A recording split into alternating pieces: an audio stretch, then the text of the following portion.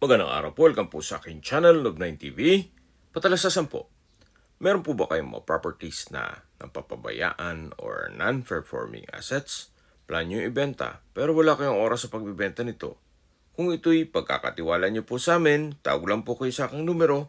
Usap po tayo, gawa ko po ng video for free. Yes, libre po, wala po kayong babayaran. Tutulungan pa namin kayong mabenta ang inyong property.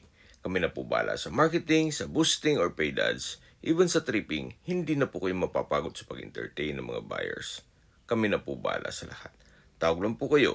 Nandito po tayo ngayon sa Tagaytay kung saan meron po tayong bagong video presentation, isang residential property na may lot area na 159 square meters.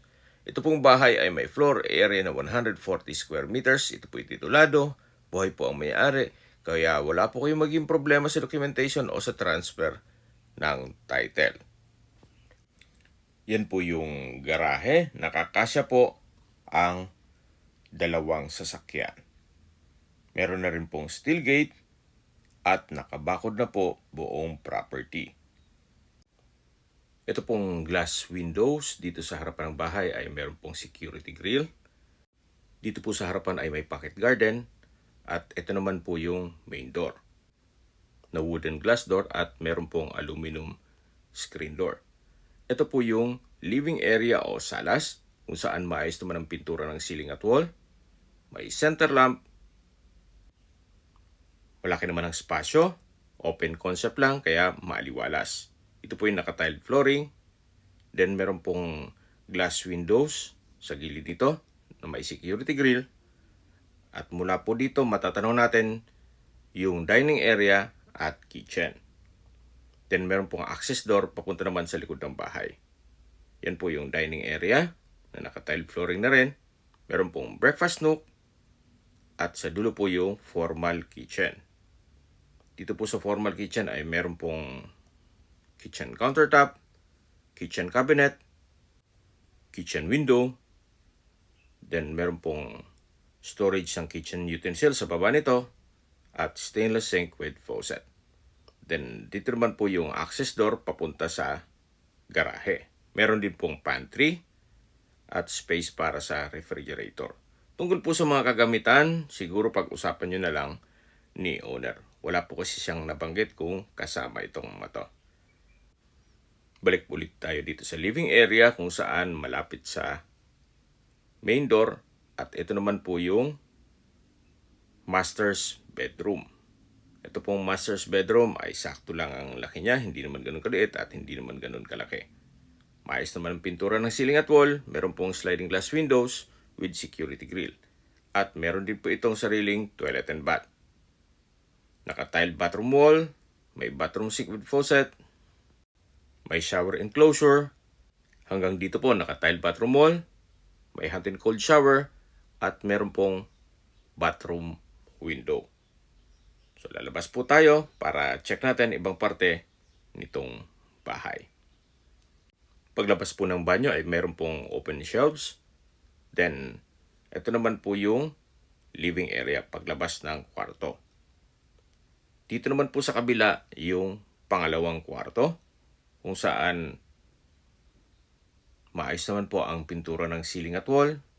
Meron pong wardrobe, sliding glass window with security grill, at ito'y naka-tiled flooring na rin po. Okay, labas po tayo. Mula po dito sa second bedroom, yan po yung dining area. At dito naman yung common toilet and bath. Meron pong built-in cabinet, maayos naman ng toilet fixtures, naka-tiled bathroom wall, at meron pong shower enclosure. So mula po dito sa common toilet and bath, ito naman po yung third bedroom. Ito pong third bedroom, sakto lang ang spasyo, hindi naman siya ganun kaliit at hindi naman ganun kalaki. Meron pong dalawang sliding glass window with security grill, maayos ang pintura ng ceiling at wall, at meron pong wardrobe. Mula po dito sa dining area, meron pong access door papunta naman sa open lanai. So ito naman po yung formal kitchen. At check po natin itong access door na may aluminum screen door na papunta naman ito sa may garahe at likod ng bahay. Yan po yung tinutukoy ko kanina na nakabakod na po buong property. At dito naman po yung service area na naka-tile flooring din po ito. Then sa pintura naman siguro retouch lang. Ang papagawa niya dito, gawa ng maayos naman po ang structure nitong bahay. So ito po yung setback at ito po yung sliding glass door papunta sa dining area. Sa dulo po meron pong water tank in case ng water shortage. Babalik po ulit tayo dito. Yan po yung service area. At pag diniretso na po ito, yan yung garahe. At matatanaw natin yung steel gate. Habang naglilibot po tayo at nagmamasdan niyo po ang buong kabahayan, pag-usapan natin ang distance, location at travel time.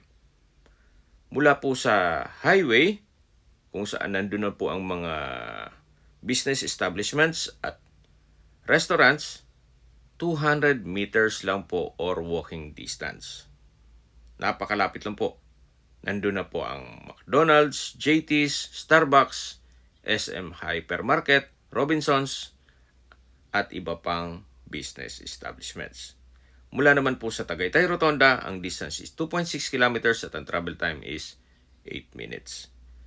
Sa Tagaytay Rotonda po ay kumpleto na rin gaya ng malls, hotels, restaurants, banks, schools, church at hospital. Yan po yung lagi kong binabanggit sa inyo na dapat yung i-consider sa paghanap ng property, yung meron pong malapit na hospital. Hindi ko naman po sinasabing sakitin kayo, yan naman po ay for emergency purpose lang naman.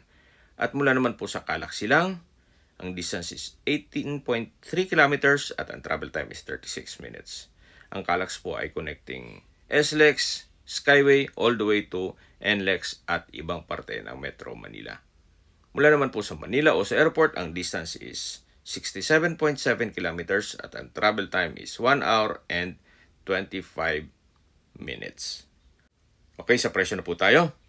Binebenta po ito ni owner sa halagang 6.9 million pesos net. Ibig pong sabihin, si buyer na po ang sasagot sa lahat ng taxes at expenses with regards to documentation. Kung may mga katanungan po kayo or gusto magpaset ng tripping dito sa property ito, tawag lang po kayo sa aking numero. At sa mga kababayan naman natin nasa ibang bansa, meron po akong Telegram. Sa mga iPhone user naman may iMessage. Meron din pong Imo, Skype, Viber at WhatsApp. Same number lang po, 0917-316-3399. Sa mga nagtatanong naman po ng aming Facebook, meron po aming Facebook page na Nov9 TV at Facebook Reels Video. Meron din pong TikTok at Instagram na Nov9 TV. Meron din po kami ibang YouTube channel na The Nov9 TV channel at AC Listings. Sana po naibigyan nyo ang video presentation. Paki-like and subscribe na po sa aking channel para ma-update din po kayo sa aking future listings. Kung sakali po hanap nyo yung mas malaking sukat ng lupa, meron din po kami ibang listings na pwede nyong pagpilian. Huwag po kayong mag-atubiling tumawag sa amin, then let us know your budget para malaman namin kung anong property pwede namin i-alok sa inyo. Sa lahat pong viewers, subscriber, at nagtiwala po sa amin, salamat po sa suporta. Ingat po kayo lagi at ang inyong pamilya. Maraming salamat po.